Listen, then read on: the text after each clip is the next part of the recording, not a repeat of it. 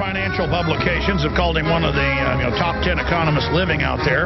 Been the editor of the Wall Street Journal, the head of policy at the Department of the Treasury, the father of Reaganomics. Dr. Paul Craig Roberts joins us. drpaulcraigroberts.org or paulcraigroberts.org is his website. He's also a research fellow at the Cato Institute and the Hoover Institute. And I'm just going to stop there because his bio is too long. I wanted to get him on, obviously, about what's happening with the looting of the bank accounts, shock therapy, the insane wars, and a great article he wrote, he's a syndicated columnist, dealing with it can happen here, and I would add it has happened here. And so he joins us to cover all of this information here today. Doc, good to have you on with us. Doc, what's happening? Yeah, we've lost his audio, of course. Dr. Roberts, what is happening? What is happening in the world economy right now? Are we live, Alex? Yes, sir. We're live. Well, what's happening is that the handful of rich elites around the world are continuing to steal everything from everybody else. And the middle class in every country is disappearing, and the lower class is being pushed lower. And everyone pretends there's some kind of recovery and there's going to be a happy tomorrow and all that sort of thing. Where do you expect this to go, what we see unfolding right now in Europe? Well, I would imagine that the members of the parliament, or whatever it's called in Cyprus, will have all their arms twisted and will be told that very dire things will happen unless they give the okay to allowing a certain percentage of private depositors' accounts to be seized and given to the banks. If they hold out against this, they will prove to be stronger than, for example, the United States Congress, when the Secretary of Treasury told them that they would be martial law if they didn't approve this. They'll turn out to be stronger than the Greek Parliament, which also accepted the dictates from the banks. And if they do refuse to go along with it, then it's a hopeful sign. It might strengthen resolve in other countries like Italy and Spain. Now, if it goes through, of course, it tells people that their private property in banks may not be safe in any other country that has similar problems or bankers strong enough to claim their property. In the United States, of course, the Fed has an alternative measure. Instead of seizing people's bank accounts and giving them to Goldman Sachs and J.P. Morgan and so on, it simply prints money and gives the money to the banks. That's right.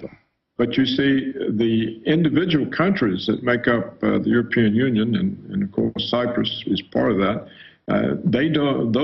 Those countries do not have independent central banks that can print the money to give to the bankers. And the European Central Bank is prohibited by its charter from doing that, but nevertheless has done some of it, but is run up against opposition from Germany, which still remembers the Weimar Republic, the inflation, and is just sort of fundamentally opposed to printing money. And so the Germans have put some sort of a restraint on how much money the ECB, the European Central Bank, can print. Sure. And therefore, there's not enough printed to satisfy the bankers, and so they're resorted to stealing.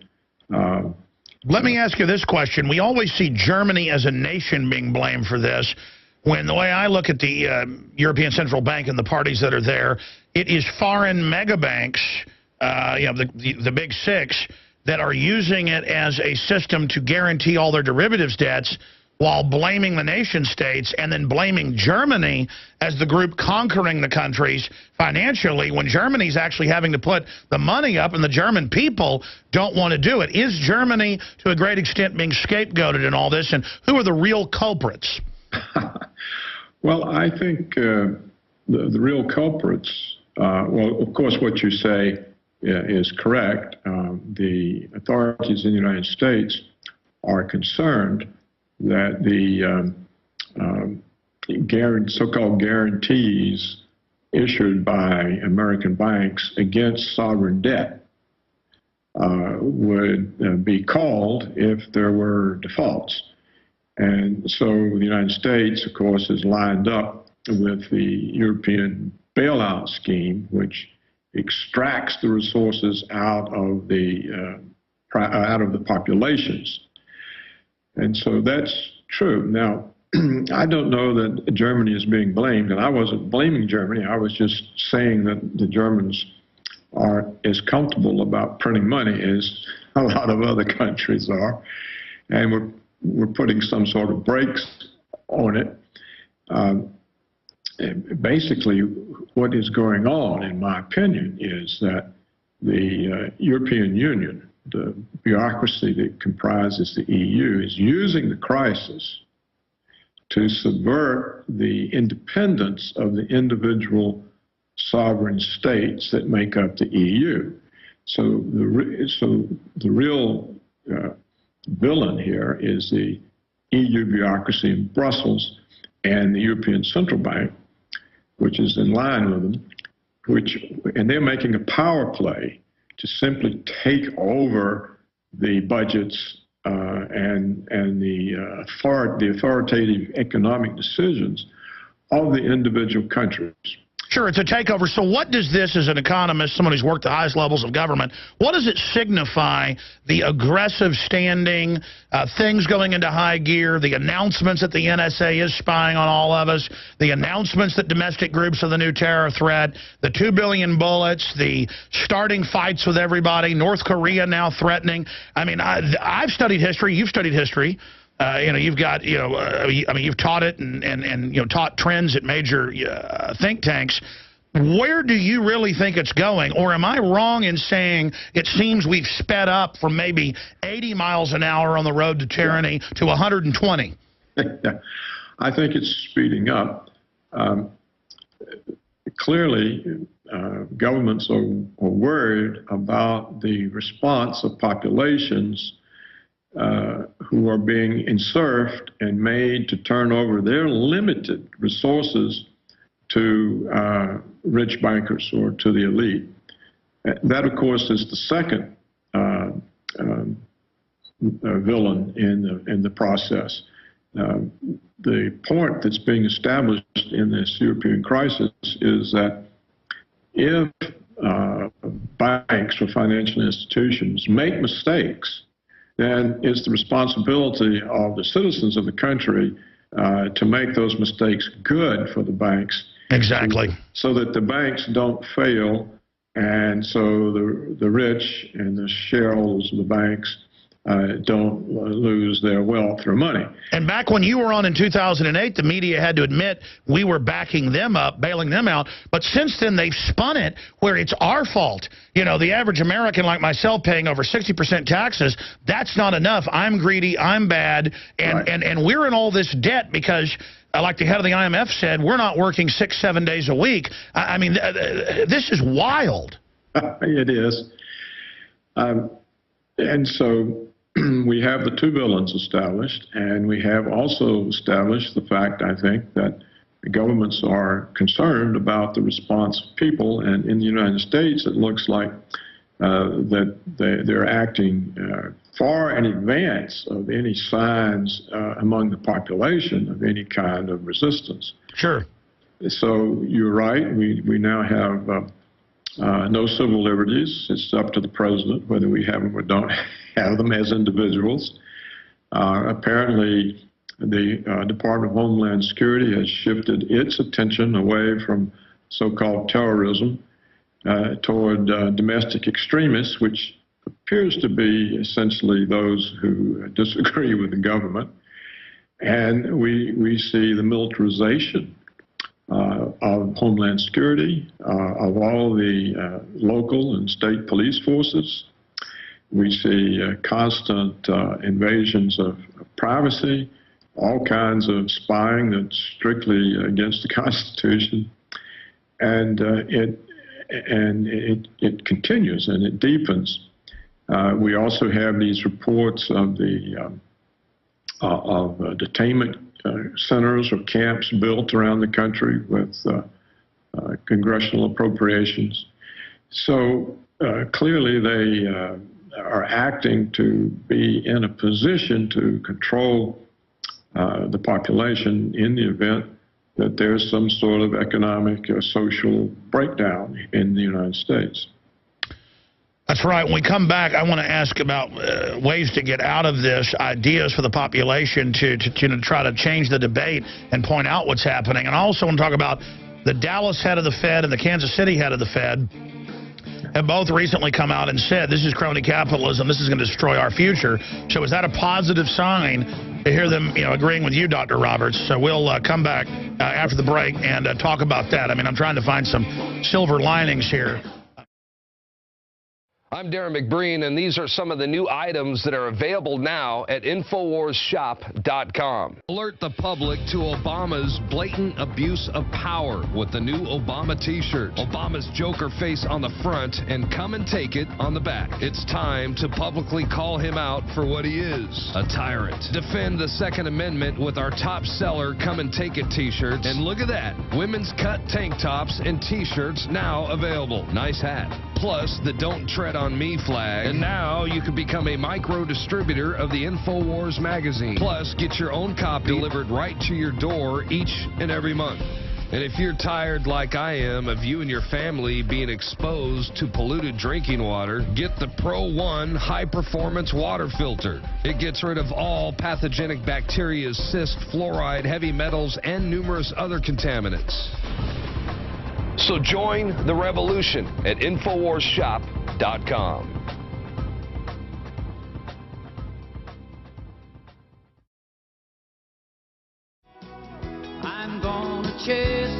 Okay, Alex Jones here, back live. Dr. Roberts is with us till about 45 after today, and then I'll cover a lot of the big news that's unfolding on the economy and the entire police state. 14 members of Congress are now demanding Homeland Security answer their letters and questions about the 2 billion rounds of bullets, the armored vehicles, the domestic checkpoints. The TSA is now making people that are double amputees basically crawl across the floor and take their prosthetic legs off. I mean, it's just... But then Saudi Arabians are exempt from the searches. I mean, that's mainstream news. It's just all about we're the terrorist. As we predicted they would do, they fully are flipping it now. But here was the question I was asking before the break for Dr. Paul Craig Roberts, who joins us. Fed's Fisher, too big to fail banks are crony capitalists. That's Reuters.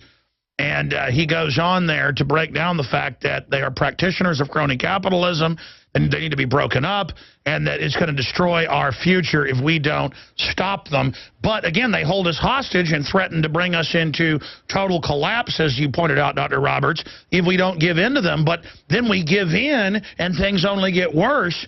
And then their exit strategy, I guess, is martial law authoritarianism. But I don't think they're going to get away with it. I think they're crazy. Dr. Roberts. Well, Alex, I don't think we count. And it's very good that two members of the Federal Reserve have spoken out. But it was the deregulation that produced crony capitalism. It was the deregulation that allowed the banks to consolidate and purchase other banks and become too big to fail. And it's also the case that the Secretary of the Treasury, the financial regulatory agencies, and the Federal Reserve itself is run by former CEOs of these big banks or by their protégés. And so the banks have control of the economic policy, not us. And so they're clearly going to use that power in their benefit, not in our benefit. Now, one problem that the Federal Reserve faces in its policy of supporting the banks at all costs is that we now have three massive bubbles. We have a bond market bubble in which bond prices are so high that real interest rates are negative in a situation in which the Fed is printing more than 1 trillion new dollars every year, and the government is issuing more than 1 trillion in new debt every year. Well, that makes no sense to have negative interest rates on bonds when you have massive debt monetization. So the bond market bubble is probably the biggest bubble in history. We also have a stock market bubble. All of the money that the Federal Reserve is pumping into the banks is not going out in loans. It's going into speculation on stock market futures in various derivatives based on these futures, and that's bid up the stock market. It's not based on demand for products or retail sales. Retail sales have gone nowhere for years, not real retail sales. And so we have a huge stock market bubble that's based on Fed pouring liquidity into the banks and the banks using it to speculate in stocks. So bottom line, the real economy is imploding and rotting away and being consolidated into the controlled economy that only a very few benefit from. And I guess maybe Fisher and others are now criticizing the system because they don't want to be blamed for it. I mean, is this out of fear that they realize? Well, I think what it is that, well, it could just be they have some independence of mind and some integrity. On the other hand, the Fed now has a huge problem because the third bubble is the dollar itself. Sure. So it's the stock market, the bonds, and the dollar. So the Fed can support bond prices by buying bonds. It can support stock prices by having the banks buy stock futures. But if the dollar gets in trouble, it can't support the dollar except by raising interest rates, which would collapse the bond and stock market. So the problem for the Fed is it keeps monetizing huge sums of debt, creating dollars at a far faster rate. The supply of dollars is growing at a faster rate than the demand for dollars, and therefore the dollar exchange rate is unstable.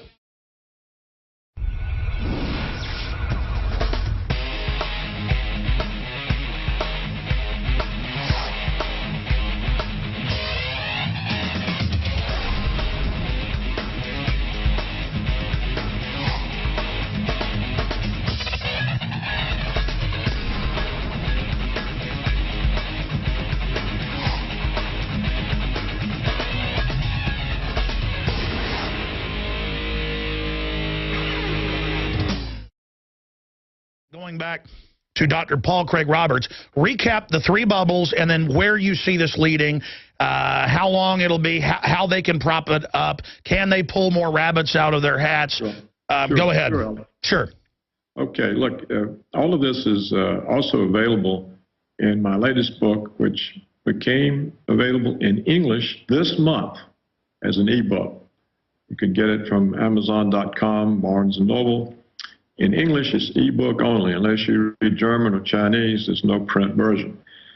The book explains exactly what the problem is, how we got into it, and why we're unlikely to get out of it.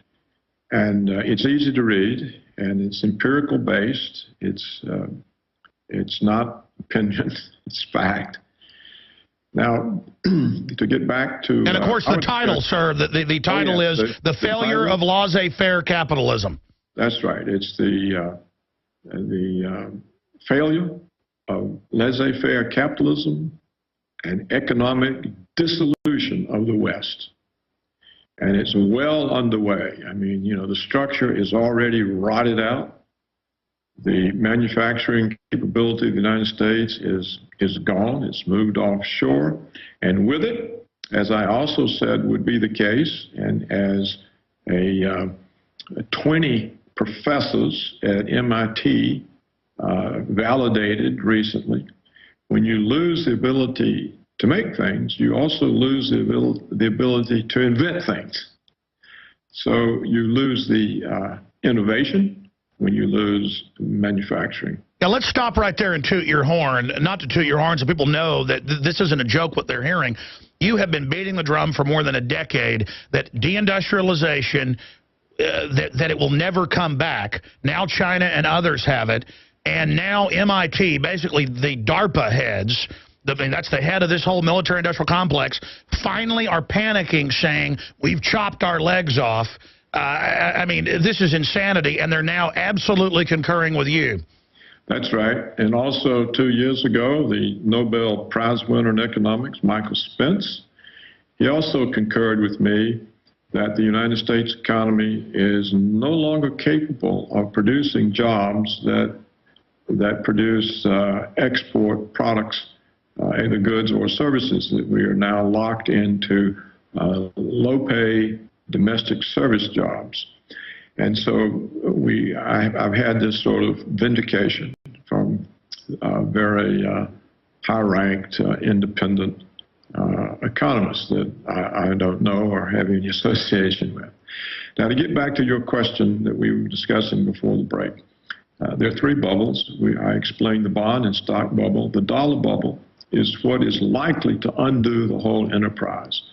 What has saved the Fed so far is the fact that the Europeans are in crisis, largely one we made for them, and that keeps the euro in trouble. So as long as there's no real alternative to the dollar, except for gold and silver, which the Fed caps the price by selling naked shorts in the paper market to stop the rise in price from the demand for the physical metal. So once the dollar goes, and I don't know how quick or how slow it will be, but it will go. We already know that the BRICS, large countries in Asia and South America, and including Russia and China, India, South Africa, Brazil, they are making agreements to no longer use the dollar to settle their international trade accounts. This reduces the demand for dollar in the international markets. The Japanese and Chinese seem to be coming to the same agreement so that they will deal with their trade in their own currencies. And that's called the move to the exits. What it means is the demand for the dollar drops while the supply is pouring out. And so it's very hard for the price to stay where it is. And when the price of the dollar goes down, given that we are an import-dependent country, importing all kinds of things that we're dependent on, prices will go up. And yet real incomes are not going up. So when the prices go up, everyone's real income goes down, consumer demand falls further, the economy sinks deeper, the deficits get bigger. So it's a perfect storm for which there are no solutions. So that's beyond stagflation, isn't it? Oh, much beyond. It's what the likelihood is an inflationary depression. Which is the ultimate nightmare. The ultimate nightmare for which there are no policy solutions. And, of course, wasn't it believed until the 70s that even stagflation was artificial and couldn't be done? But now, in the Alice in Wonderland, isn't a hyperinflationary depression? Has that ever even happened before? I don't think so.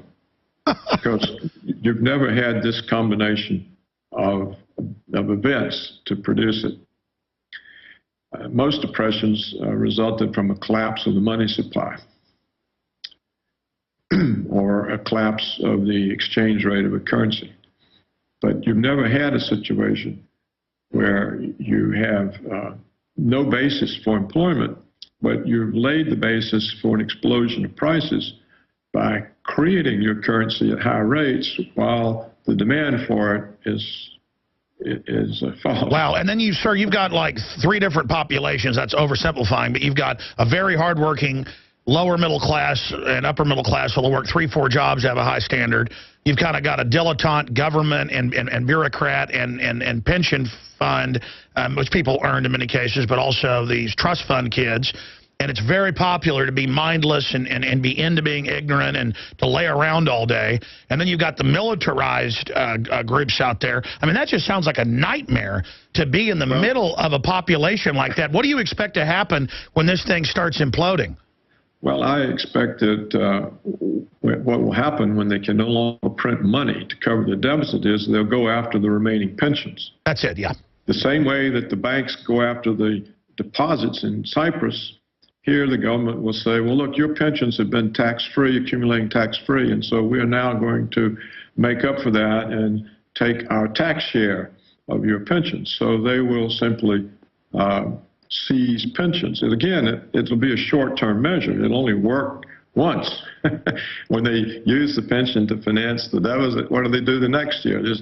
They're going to run out of things to steal. And once that happens, there's no way they can stave off the crisis.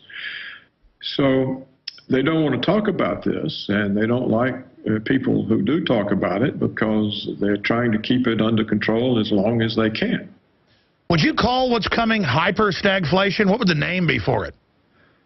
I think I would call it an inflationary depression. So an inflationary depression.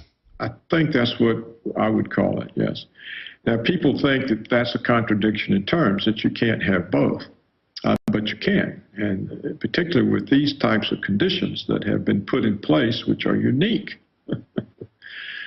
So, you know, it doesn't do any good. We've known now for 5 or 6 years it doesn't do any good to run big deficits and print a lot of money when all the jobs are moved offshore. So the spending doesn't call people back to work when there's no place for them to work. All right, well, let me ask you this question.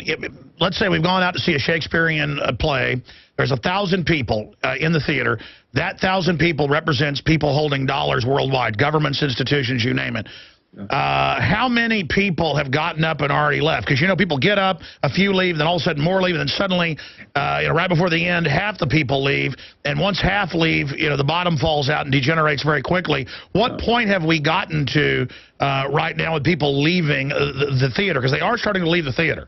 Well, they've been leaving for 10 years. If you look at the sharp upturn in the price of gold and silver during the Bush years and the first year or two of Obama, before the Fed capped it by selling naked shorts, you can see the sharp rise up. So people are leaving. And the Fed is trying to break that up by capping the price by selling these naked shorts. I mean, who ever heard of shorting a bull market? No one shorts stock market when it's in a bull phase. No, you ride the market up. But they've been shorting a rising gold market. And so it's clearly a control mechanism. Well, it's just, you said over and over again, they are colluding in Europe and the United States and Asia, I mean, obviously, on the I don't think interest rates. Sure. I don't think the Asians are colluding at all. They're sitting there watching. Well, I mean, at least in the past, but I mean, they're watching these fools get rid of themselves. Sure, exactly. I mean, when I say Asia, I mean Japan. My point is, what does LIBOR illustrate for us? It's just another fixation of interest rates. It was a minor one compared to the Fed. The Fed is the major fixer of interest rates. And what the banks were doing was just aiding the Fed. And that's why the Fed didn't do anything about it. They knew about it. It wasn't anything they didn't know about. Doc, let's shift gears. What do you make of our government putting Al-Queda, real Al-Queda in Libya and Syria, incredible mass murder, incredible war crimes, while separately saying now we've got to attack Syria because Al-Qaeda's there? I mean, that is just a new level of Orwellianville. Where do you see that going? I mean, how do they get away with that? I think this is the Israel lobby forcing the senators like McCain and Levin to push Israel's agenda on to Obama. I think that's what it is. Clearly, if the Assad government loses in Syria, it will be taken over by extremists because the people who are fighting are the Islamicists. They're the ones who are opposed to the secular Assad government. They actually wear Al-Qaeda uniforms. That's right. And so what we would be doing is simply putting Al-Qaeda in charge. Now, this suits Israel because it breaks up the country. It'll leave the country in a constant state of civil war, just like Libya is, just like Iraq is. So when a country is at odds with itself, sure, it can't present any sort of outward response to Israel. It's to overcome by its internal dispute. Sure. I think we get the balkanization, and I totally agree with you. My point is, how are they saying they've got to stick their hands down my wife's pants in front of me at the airport because bin Laden's in there while they run Al-Qaeda publicly and gave them 10,000 heat-seeking missiles? I mean, this is ridiculous. I mean, what about just the fact that we're running Al-Qaeda publicly and it's not even an issue? Wars are profitable for the military security complex, and they're profitable for domestic power. Remember, Solzhenitsyn said years and years ago that the main purpose of war is to create a domestic police state. Yeah, and he's absolutely right about that. The late Alexander Solzhenitsyn. I got to tell you, the book, I haven't read it yet. I've read your other books, and they're all excellent. And there's a real libertarian system, but this isn't. Because a real libertarian system, they wouldn't be too big to fail. They would have been wiped out early on. So it's the laissez-faire with the public backing up of their losses. I agree it's laissez-faire, but Alex, it was the laissez-faire, the deregulation, that produced the crony capitalism. When you remove a market from social control, you let the private greed and private power run wild. And the result is they monopolize things, they concentrate things, and then they are too powerful for the politicians to sit on, and they control the politicians. And as we've already said today, all right, who's running the Treasury? Who's running the financial regulatory agencies? Sure, no, you're right, but let's go to the end of the hour then. Let's go to the end of the hour. I've got to go to break. 6-minute segment. Let's debate that. Not really debate it. I understand what you're saying, but my point is, if they weren't too big to fail, I agree. You can't deregulate and then back it up with government. So my point is that's the perfect storm. It's the unnatural thing, just like a inflationary depression. So explain it to me, because I know you know more about it than I do, and I concur to your and I defer to your wisdom. But my whole point is I am a libertarian. I like it in most areas, and I understand why there was Glass-Steagall. I agree with it. My point is that I don't think this is pure libertarianism, laissez-faire. Insider billionaire investors like George Soros and John Paulson have recently made massive moves into gold, purchasing what Bloomberg News described as gold hoards. Soros alone doubled his holdings in a single day. Russia's Vladimir Putin has doubled down on gold, increasing the country's holdings by over 100%. With $1.8 trillion under management, the bond king Bill Gross, the world's preeminent bond fund manager at PIMCO, has warned investors of the dangers of QE3 and inflation. And what's he betting on? You guessed it, gold. Friends, this is Alex Jones for MidasResources.com. For more than 15 years, I have exclusively used Midas Resources for all my precious metal needs. Whether it's bullion or collectibles you're looking for, Midas Resources is simply the best. I own my gold as a hedge against inflation. This Federal Reserve fiat currency could go the way of the Deutschmark and the Weimar Republic anytime. In these historically dangerous times, it makes sense to physically hold gold and silver. Midas already has some of the best deals in the industry. But if you give them a call and mention the radio special, they will give you a list of the day's super specials. Midas brokers are standing by to answer all your questions at 800-686-2237. They also have a lot of informative free literature explaining the opportunities and risk of holding precious metals. They are ready to answer your questions at 800-686-2237. Again, that's 800-686-2237. I get that after the Depression, they put in rules so that banks couldn't just buy into every level of society and consolidate and create huge monopolies, because monopolies, we learned, the robber barons, were not a good idea, and that they could have brokerage banks, own regular banks, and then steal people's savings. They knew you need to build bulkheads in a ship so if one floods, the others don't flood. And I see this, and Dr. Roberts and I have debated this, but I've seen them brag, whether it's delusional or not, at Davos and Bilderberg, that, we're taking over, the world collapse will bring us to power, then we'll come out with an SDR or something above it. So I see this as orchestrated. At least they brag it's orchestrated. Maybe they're not really in control. Because one thing I've learned studying history, Hitler thought he was in control going into Russia. So did Napoleon. These guys get delusional. So I don't think they're infallible. I know they're men like us. They're women like us. But Dr. Roberts, you've got the floor for the last 5 minutes. Explain to me how this is, I mean, I haven't read the new book yet, how this is all the fault of laissez-faire, because how is it laissez-faire if government is backing it up and backstopping it? Go ahead. Well, there's no difference between the government and the private interests. Look, what libertarians think that we have all this regulation by the government, and that the whole reason we had a financial crisis is because we got too much regulation. But of course, this is nonsense. So what the last 25 years have been, not just the United States, but beginning with Thatcher in England, in Australia, New Zealand, Canada, in France. I mean, I helped the French government privatize the economy. We've had massive privatizations and massive deregulation, particular deregulation in the... You need to go over there and check that answering machine? I should have shut the door. People are very invasive. I know how it is. Believe me, I've been doing radio interviews and my kids run in. So this deregulation is really everywhere, but it's massive in terms of the financial system. It's not just that they deregulated or repealed Glass-Steagall. They removed all of the restraints on speculation. Am I wrong in saying that you were more laissez-faire 25, 30 years ago? Have your views changed?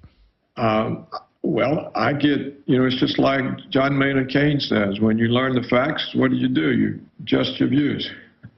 So are you saying Reaganomics? Just a minute, Alex. This has nothing to do with ideology. It has to do with facts. Sure. Okay. And the facts are we had a highly regulated financial system. We had no problems. We completely deregulated, and we're in massive collapse, for which there's no solution, and which is threatening the entire Western world. This is all due to deregulation. And so what is laissez-faire? It is the absence of regulation. And so what we have learned is that the absence of regulation does not produce libertarian nirvana. It produces social instability, social insecurity. And that is why throughout history, almost every market is regulated. There are very few cases, and they are short term, of deregulated markets because they are unlivable. They always produce crisis. And that's why the regulation comes in. It doesn't come in because the government's trying to take away power. It's because people are trying to have some kind of economic stability and economic security. Sure, but what about... They've got none. Sure. No, I mean, I understand that. My issue is it's government that allowed them to grow this big to begin with. I understand it's the laissez-faire that caused it, but then the backing it up allows them to enslave us. As we saw in Katrina, and as we are watching now in New York and New Jersey, the federal government can't and won't help you in a crisis. FEMA ran out of water and MREs in days. Electricity is still off to over 1 million people. The Red Cross, who is quick to beg for money, is now slow to react. Don't put it off any longer. Get prepared today. While you're on InfoWarsShop.com, check out these other great preparedness items. The Aquapod kit lets you store up to 65 gallons of water in your bathtub. The Pocket Socket provides you with manual electricity for small electronics like your cell phone. The Life Straw is great for your bug-out bag. And check out our complete line of Interfood products for great tasting and nutritionally dense foods that have a great shelf life. If you are looking to secure your home in a crisis, you can order Strategic Relocations, the film, a great companion to the book Strategic Relocations 3rd edition, and The Secure Home by Joel Skousen. When the time to perform arrives, the time to prepare has already passed. Get prepared now, so if a crisis strikes your home, you and your family will be secure. Go to InfoWarsShop.com.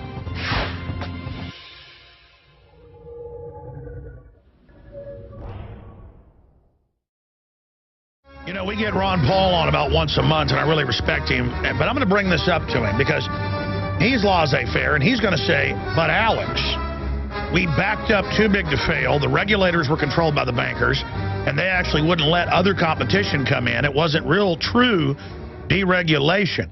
So, Dr. Roberts, I agree that the idea of laissez-faire capitalism pushed by Greenspan and everybody, we were just talking during the break, has led to a lot of this. But all I'm saying is now they'll take over with no regulation, then put regulation on everybody else selectively once they've already sewed up the game. I mean, answer my question on that if you can. I know you can, but give me your brief take on my question. How is it laissez-faire if government's backing it up? Laissez-faire is what produced it. I'm talking about the failure of the system. It's now failed. Yes, I get that. Okay. Because you remember, it was Greenspan and Rubin and Arthur Levitt, the head of the SEC, and Larry Summers, who went to Congress and prevented Brooksley Born from doing her job and regulating the derivatives. Remember that? Yes. She said, if we don't regulate these derivatives, we're going to have a crisis. And they all went down there and said, don't let this crazy woman regulate derivatives. She'll produce a crisis. Markets are self-regulating. I remember. We don't need to regulate. This was an ideology. The ideology came out of the success of Reagan and the failure of the Soviet Union. And so everybody said, oh, well, it was Reagan. He was for free markets. The Soviets were for planning and regulation, and they failed, and we won. So let's don't have any regulation. That's right. You're kind of their guru, aren't you? Let's don't have any. And so they got rid of it progressively. And the result was the monopoly concentration, the banks too big to fail, the takeover. That is always the result of the deregulation. You understand, it's a process. No, I've got it. And we're in the middle of it. It's a fact. And now ideology is just window dressing. In the 2 minutes we've got left, if you were king using the Constitution, what would you do now to try to reverse this? Or is it too late? I think it's too late. You know, it's too late. It's going to hit the fan. I just don't know when. I can't predict the timing. We've got 3 massive bubbles. There's no way out. They're going to pop. They have to pop. And of course, one will pop the others. So we'll have triple bubble implosion. If the dollar goes, all of them will pop. And it'll be the biggest financial wipeout in world history. And we won't be able to recover. The Chinese are not going to say, oh, here, let us rebuild your economy and give you everything back. They're in trouble, too, as well. I mean, they're barely, they're growing faster, but, they got their own problems. Well, they have some problems, but they don't have ours. They're not monetizing $1 trillion of debt every year. They're not printing money faster than... Sure, they're not going to be able, is what I'm saying, to help us. Why would they help us? Exactly, but even if they wanted to. We're trying to surround them with military bases. We're going to cut the social welfare net because we don't have any money, but we've got plenty of money to attack Syria.